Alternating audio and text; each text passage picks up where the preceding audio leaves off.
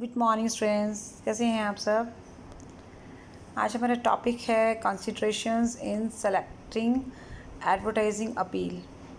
तो हमें किन बातों का ध्यान रखना चाहिए जब भी हम कोई भी एडवर्टाइजिंग अपील को सेलेक्ट करने वाले हैं, क्योंकि हमें पता है कि एडवर्टाइजिंग अपील बहुत टाइप की होती हैं। जैसे रैशनल अपील है, या फिर कस्टमर ओरिएंटेड अपील है, या फिर रैशनल अपील है, इमोशनल अपील है। तो हमें अपील को सेलेक्ट करते समय किन बातों का ध्यान रखना है वो एक बार चेक कर लेते हैं। कोई भी अपील आप करो वो आपके कस्टमर को सूट करने वाली होनी चाहिए, कस्टमर को टारगेट करके होनी चाहिए। अपील में बिल्कुल सिंपल लैंग्वेज का इस्तेमाल करना है और रिलायबल चीज़ों का इस्तेमाल करना है। आपकी अपील ओरिजिनल होनी चाहिए। आप अपील कोई भी चूज़ करें, लेकिन आपको इतना विश्वास होना चाहिए कि अपील जो है कस्टमर कन्विंस करने में आपकी हेल्प कर सकती है। इजी है, समझने में आसान होनी चाहिए। और अगर आप उस अपील में कोई भी दावा कर रहे हैं किसी चीज़ का, तो डेफिनेटली वो चीज़ें रिलायबल होनी चाहिए। कोई भी चीज़ बढ़ा चढ़ा कर आपको नहीं बतानी है। और अपील में तो आप सिर्फ अपना एक नज़रिया कस्टमर के आगे रखते हैं। डेफिनेटली फ़ाइनल जो डिसीज़न है वो कस्टमर को ही लेना है, लेकिन आपका बात बताने का तरीका या फिर आपका मैसेज को प्रेजेंट या उसमें जो शब्दों का चुनाव है वो इस तरीके से किया जाना चाहिए कि इसमें आपके प्रोडक्ट के प्रति एक विश्वास जो है वो दिखता हो। तो ये अपील में कुछ बातें हैं जो आपको ध्यान में रखनी है। अब हम बात करेंगे वो सारे एलिमेंट्स या कंपोनेंट्स की जो प्रिंट एडवर्टाइजिंग कॉपी में इस्तेमाल होते हैं। एक बार आप इस डायग्राम को चेक कर सकते हैं। प्रिंट मीडिया जो भी एड्स यूज़ करता है, एड्स दिखाता है, और उसके लिए जो भी एड्स कॉपी बनाई जाती हैं उसमें हेडलाइंस का इस्तेमाल होगा। उसमें सब हेडलाइंस भी हो सकती हैं, इलस्ट्रेशंस हो सकते हैं, बॉडी कॉपी है, कुछ बॉक्सेस बना के दिखाया जाएगा, और ब्लर्ब्स हैं, स्लोगन हैं, सब हेडिंग्स हैं, आइडेंटिफिकेशन मार्क्स हैं, क्लोजिंग आइडिया है। तो अब हम इनके बारे में एक एक करके डिस्कशन करेंगे। सबसे पहले हमारा आ रहा है हेडलाइन। हेडलाइन जो हमारी स्टार्टिंग की लाइन है, यानी कि जो मेन लाइन है हमारी, जो शीर्षक आप जिसको कह सकते हैं। तो ये एक तो बोल्ड अक्षरों में, अगर मैं प्रिंट मीडिया की बात करूं तो डेफिनेटली अगर हम लिख के ये दिखा रहे हैं तो वो बोल्ड लाइंस में होना चाहिए। साइज़ इनका थोड़ा सा बड़ा होता है, और हेडिंग ऐसी होनी चाहिए कि एकदम जो है ये अटेंशन क्रिएट करे। अटेंशन जब तक क्रिएट नहीं होगी कस्टमर, तब तक उस चीज़ की तरफ जो है अट्रैक्ट नहीं होगा। और इंटरेस्टिंग कोई भी चीज़ हमें तभी लगती है जब हम सबसे पहले उसकी तरफ अटेंशन देते हैं। ओके, तो जब भी कोई हेडलाइन आप चूज़ करें, एक तो वो सिंपल, इजी टू अंडरस्टैंड, बहुत ही सेलेक्टिव वर्ड्स का इस्तेमाल, छोटा, और अटेंशन क्रिएट करने वाला होना चाहिए। ठीक है, अट्रैक्टिव तो है ही, उसका जो नाम है वो, या जो भी आप लाइन लिख रहे हो, या कुछ शब्द जो भी आप इस्तेमाल करेंगे वो बहुत ही सेलेक्टिव हो, इजीली याद कर सकें। मतलब वो ऐसा होना चाहिए कि हमें एकदम माइंड में स्ट्राइक करे। ठीक है, और ओरिजिनल, ऑब्वियसली जो भी हम बात कर रहे हैं इस चैप्टर में, उसमें ओरिजिनलिटी बहुत इम्पॉर्टेंट है। आपका जो आइडिया है, चाहे वो शीर्षक को से रिलेटेड है, चाहे वो स्लोगन से रिलेटेड है, वो सब यूनिक होने चाहिए। और कलर्स का भी इस्तेमाल कर सकते हैं आप, हेडिंग का कलर अलग दिखा सकते हैं। ओके, तो हेडिंग कोई भी रख रहे हैं, एक तो प्रोडक्ट से रिलेटेड होनी चाहिए, एडवर्टाइजिंग का बेस होनी चाहिए, बड़े अक्षरों में बोल्ड उसका अगर आप उसको हाईलाइट करने के लिए कुछ कलर्स का इस्तेमाल कर सकते हैं, लाइंस का इस्तेमाल कर सकते हैं, वो आपको उसके अकॉर्डिंगली जो है वो चूज़ करना होगा। अब हम बात करेंगे कि हेडलाइंस कितने टाइप की होती हैं। एक हेडलाइन है जो आपको डायरेक्ट बेनिफिट की तरफ इशारा करेगी, जैसे क्रैक क्रीम। अब आप देखो, क्रैक यानी ये क्रीम ऐसी जो आपके बॉडी में जैसे जो फुट पे जो क्रैक्स आ जाते हैं उसके लिए इस्तेमाल की जाती है, राइट। अभी अगर हम इसके साथ कोई सिंपल नाम जोड़ देते तो शायद ये उतना कैची नहीं बन पाता।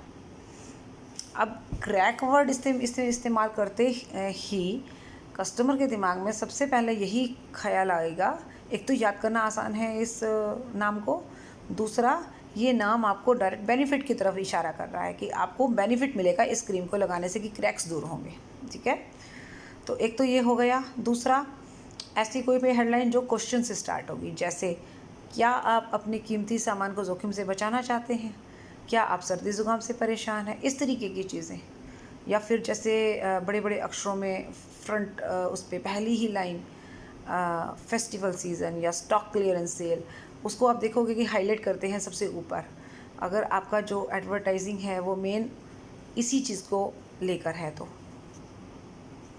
प्रोवोकेटिव, आपको प्रोवोक करता है, किसी चीज़ के लिए उत्साहित करता है, आपके अंदर एक जोश भरता है वो चीज़। जैसे हरी अप, हैवी रश, या hurry up, stock clearing sale, limited seats, इस तरीके की चीज़ें आपने बहुत देखी होंगी। तो ये चीज़ें हमारा माइंड एकदम अपनी तरफ खींचती हैं और हमारा ध्यान उस तरफ जाता है। Next is selective headline. Selective headline का मतलब होता है कि आप पर्टिकुलर लोगों को एड्रेस कर रहे हो, जैसे स्टूडेंट्स कृपया ध्यान दें, बिजनेसमैन कृपया ध्यान दें, may we have the attention of importers please. तो इस तरीके से जो है पर्टिकुलर पर्सन के लिए जब हेडिंग बनाई जाती है तो वो एक तरह से सेलेक्टिव हेडलाइन के तौर पे जानी जाएगी। ब्रांड हेडलाइन में जैसे आपने अब रिलायंस फुटप्रिंट्स, रिलायंस ट्रेंड्स, तो उसके आगे हर जगह रिलायंस का नाम या एलजी का नाम, जब भी आप किसी शोरूम पे जाएंगे तो बड़े बड़े उस पर बोर्ड्स पे ही सबसे मेन जो फोकस रखा जाता है वो एलजी पर रखा जाएगा। अब ये एक ब्रांड का नाम भी है, प्रोडक्ट का नाम भी है, और इसमें इसलिए इसको जोड़ा गया है क्योंकि वो ऑलरेडी वो चीज़ पॉपुलर हो चुकी है। नेगेटिव हेडलाइन में स्टार्टिंग होगी, जैसे हेडलाइन होगी कि झूठे था, जैसे अब इसने लिख रखा है झूठे था वो विश्वास ना करें, या मतलब ये आप देख सकते हो, ना करें, नहीं करें, इस तरीके के वर्ड जो आपने इस्तेमाल करने हैं। ठीक है, तो वो उसमें नेगेटिव चीज़ों को उसमें डालेंगे। ओके जी, ये हो गया हेडलाइन जो हम करेंगे, हेडिंग्स जिसको आप कह सकते हैं। अब सब हेडिंग की बात करते हैं। कई बार क्या होता है कि हम हेडलाइन में बहुत कुछ कहना चाहते हैं बट हम उसको इतना लंबा नहीं बना सकते, तो उसको सपोर्ट करने के लिए कई बार हमें सब हेडिंग्स देनी होती हैं। तो जो हेडिंग है और सब हेडिंग है वो मिलकर जो है हमारा टारगेट, जो हमारा एक है ना मोटिव, उसको पूरा कर देती हैं।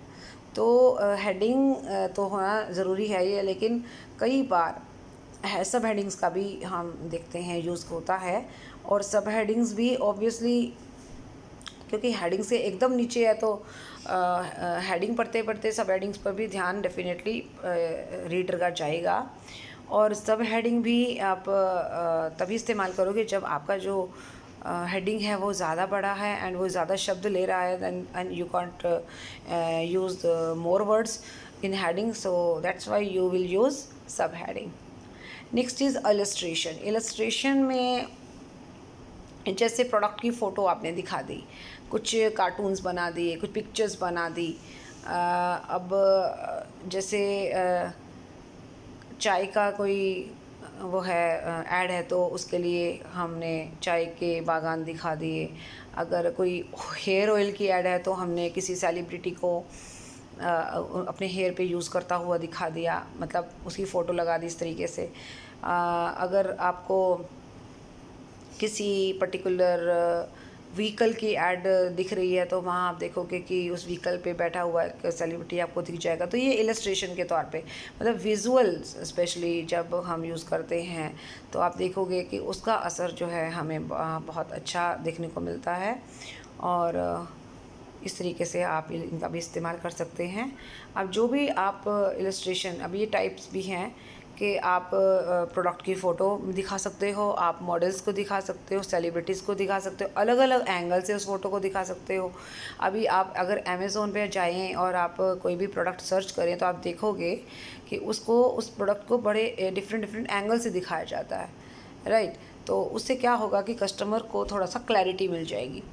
और डेमो जैसे पिक्चर में किसी भी प्रोडक्ट को यूज़ करता हुआ दिखा सकते हैं। उसके अलावा कंपैरेटिव फ़ोटो भी दिखा सकते हैं। मान लीजिए दो फ्रिज हैं अलग अलग ब्रांड के, आप अपने ब्रांड का फ्रिज भी दिखा रहे हैं और किसी और ब्रांड का भी दिखा रहे हैं, तो वहाँ थोड़ा सा जो रीडर है उसको एक कंपेयर करने का भी मौका मिल जाता है।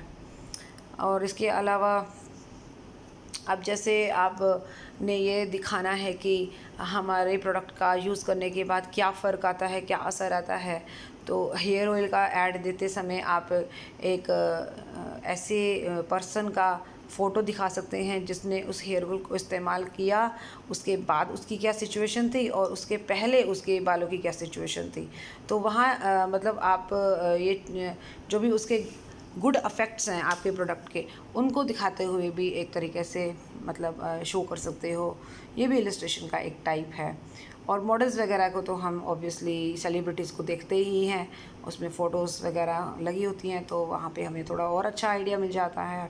सिंबॉलिक फ़ोटो में सिंबॉलिक फ़ोटो में ये वही जैसे मैंने बताया कि आपको मान लीजिए किसी व्हीकल की स्पीड को हमने फोकस करना है, तो वहाँ हम किसी पर्टिकुलर जैसे पैंथर की फ़ोटो लगा देंगे ताकि वो पता लगेगा कि उसकी स्पीड जो है पैंथर जितनी तेज़ है। तो ऐसे कुछ हम इस्तेमाल कर सकते हैं चीज़ों का। और फ़ोटो ऑफ प्रोडक्ट मिक्स, अभी प्रोडक्ट मिक्स का मतलब ये है कि एलजी बहुत सारे या वर्लपूल बहुत सारे प्रोडक्ट्स लेकर आता है, तो हम उनके सभी प्रोडक्ट्स को एक ही ऐड कॉपी से भी दिखा सकते हैं।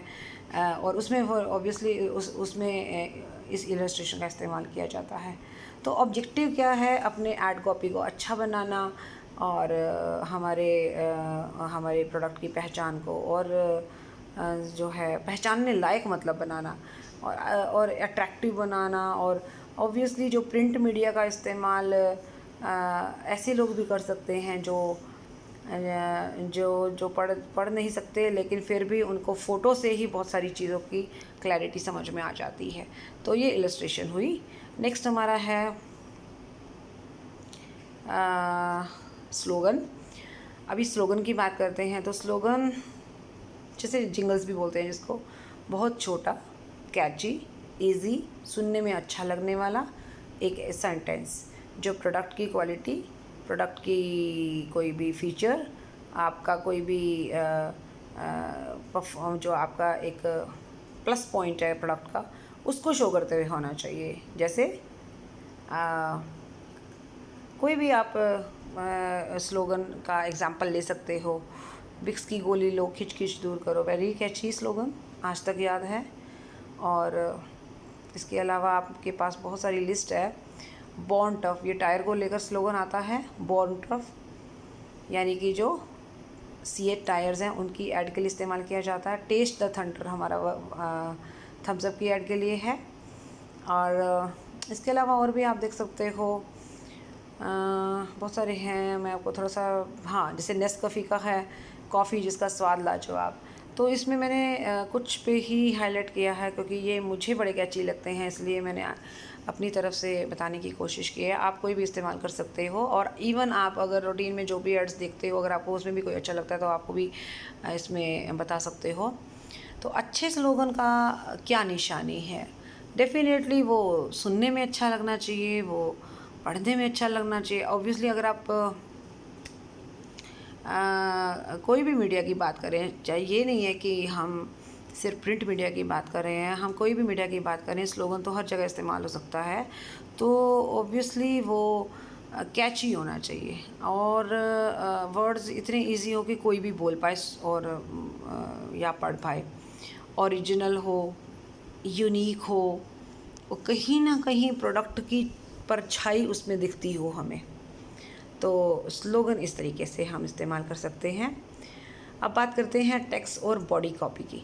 मेन हमारा जो है एडवर्टाइजिंग कॉपी का जो मेन पार्ट है, तो हमारी कॉपी का मेन पार्ट जिसमें हमारा मैसेज लिखा होता है, वही हमारी बॉडी कॉपी हम उसको कहते हैं। ठीक है, ये एक तरीके से सेंट्रल पार्ट है। अब ये ना तो बहुत ज़्यादा छोटा हो कि हम अपनी बात ही ना कंप्लीट कर पाएँ या हम अपनी मैसेज ही ना दे पाएँ, और ना ही इतना बड़ा हो कि पढ़ने वाला पढ़ते पढ़ते बोर हो जाए। मतलब इसको ना हमने बहुत ज़्यादा बड़ा रखना है, ना ही बहुत ज़्यादा छोटा रखना है, लेकिन हमारी बात हमारे कस्टमर तक बहुत अच्छे से पहुंच जानी चाहिए। ठीक है, तो ऑब्वियसली जब आप हेडलाइन और सब हेडलाइंस लिखते हैं तो जो ये बॉडी कॉपी है ये थोड़ी सी बड़ी होनी चाहिए, राइट। तो ये ध्यान में रखिए कि उनसे जो है इसका साइज़, जो इसके शब्दों, हमारी प्रिंट मीडिया के मैं बात कर रही हूँ, तो जब आप वो मैसेज देखते हैं तो वो सेंटर में होता है और उसका जो अक्षर हैं, जो वर्ड्स हैं, उनका जो साइज़ है वो हेडलाइन से छोटा होना चाहिए, क्योंकि हम चाहते हैं कि कस्टमर का सबसे पहले जो ध्यान है वो हेडलाइन पे जाए। अभी ब्लर्ब की बात करते हैं, तो कई बार आपने एड्स देखी हैं प्रिंट मीडिया में जहाँ पर किसी भी पर्टिकुलर चीज़ को अगर फोकस करना है, मान लीजिए हमने फोकस करना है फेस्टिवल सीज़न पे या स्टॉक क्लियरेंस सेल पे, तो स्टॉक क्लियरेंस सेल के आसपास एक बैलून जैसा, एक बबल जैसा उसके आसपास सर्कल सा बना देते हैं, जिससे, और उसको थोड़ा कलरिंग भी कर सकते हैं या उसका कोई हाईलाइट उसको करते हैं, और जिससे या फिर आपने ये भी देखा है कि जैसे मान लीजिए कॉमिक्स आप पढ़ते हैं, तो कॉमिक्स में कोई भी पर्सन अगर कुछ कह रहा है तो अब उसके डायलॉग को किसी इस तरीके की उसमें सर्कल में, और सर्कल को भी इस तरीके से बताना जैसे बुलबुला होता है, या फिर उसको मतलब गुब्बारे के अंदर कैद कर लिया, तो उस तरीके से जब शो करते हैं ताकि वो थोड़ा सा अच्छा लगे देखने में और कैची भी लगे, ये एक तरीका है, तो इसे हम ब्लर्ब कहते हैं। ठीक है, नेक्स्ट इज़ बॉक्सेस और पैनल्स। बॉक्सेस और पैनल्स भी वही चीज़ हैं, जैसे मान लीजिए आप किसी पर्टिकुलर चीज़ पर फोकस करवाना चाहते हो, तो अब जैसे मान लीजिए बाय 2 गेट 1 है, इस चीज़ को आप हाईलाइट करना चाहते हो तो इसको एक अलग बॉक्स में अलग कलर करके, इसकी आउटलाइन करके आप इसके बारे में बता सकते हो। ये भी एक अपने आप एक तरीका है अट्रैक्ट करने का कस्टमर को। आइडेंटिफिकेशन मार्क यहाँ पर एक प्रोडक्ट की आइडेंटिफिकेशन के लिए इस्तेमाल किया जाता है। जैसे ब्रांड जो है हमारा, जो ट्रेडमार्क है, जो हम अपने नाम से रजिस्टर करवाते हैं और इसका इस्तेमाल हम अपने हर प्रोडक्ट पर करते हैं। जैसे LG है, अपने आप में ये ब्रांड है, वर्लपूल ब्रांड है, IFB ब्रांड है, राइट। तो एक तरीके से इनको दिखाते हैं ताकि अब मान लीजिए अगर ऊपर LG है तो एक मिनट में हमारा माइंड जाएगा कि यस ये जो इलेक्ट्रॉनिक्स अप्लाइंसेस हैं उससे रिलेटेड है। तो अब ये सारी चीज़ें पहचान के लिए हैं, हम इसको देखते ही अंदाज़ा लगा ले। अब LG कोई चाय की ऐड तो नहीं कर रहा ना, LG तो किसी ना किसी इलेक्ट्रॉनिक अप्लाइंस की ही ऐड करेगा। तो हम हेडलाइन देख के, हेडलाइन में अगर ब्रांड या ब्रांड सबसे अलग से लिखा हुआ है जो कि पहचान है, तो ऑब्वियसली हमको कोई दिक्कत नहीं आती उस चीज़ को देखने में, समझने में। क्लोजिंग आइडिया में लास्ट में जो ऐड कॉपी का सबसे लास्ट पोर्शन है, जिसमें हम उनको एक तरीके से कई बार कूपन वगैरह भी अटैच कर देते हैं, या अपनी मेल आईडी एड्रेस वगैरह लिखते हैं, या कहाँ कहाँ पे हमारा प्रोडक्ट अवेलेबल है उसके बारे में बता देते हैं। तो ये भी एक तरह से सीन रहता है हमारा क्लोजिंग आइडिया में। ओके, तो आप आज के लिए इस वीडियो में इतना ही। नेक्स्ट वीडियो में हम बाकी का पोर्शन कंप्लीट करेंगे। Thank you so much, bye bye, take care.